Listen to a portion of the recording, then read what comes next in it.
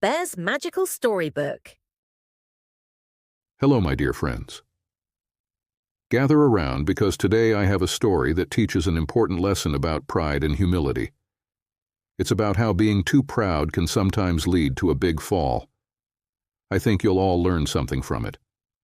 Yay, we love your stories, Benji. Once upon a time, in a lush green forest, there was a peacock named Percy. Percy was known throughout the forest for his beautiful feathers. He loved to show them off and was very proud of his appearance. What did Percy do, Benji? Every day, Percy would parade around the forest, boasting about how he was the most beautiful creature.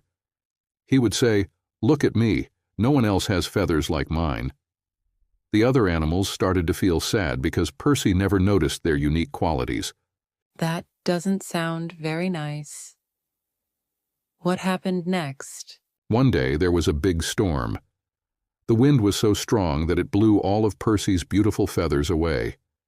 Percy was devastated. Without his feathers, he felt plain and sad.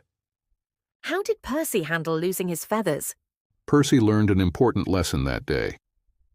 He realized that his feathers weren't what made him special. It was his kindness and how he treated others that really mattered.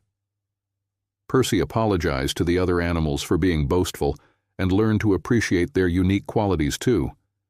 Wow, Percy really learned his lesson. Yes, he did. Percy soon found that he was happier when he was humble and kind. And guess what? His feathers grew back even more beautiful than before. But this time, he didn't boast about them. Instead, he used his beauty to spread joy and happiness among his friends. What a beautiful story, Benji. Thank you, my friends. Remember, it's not what you look like, but how you treat others that truly matters.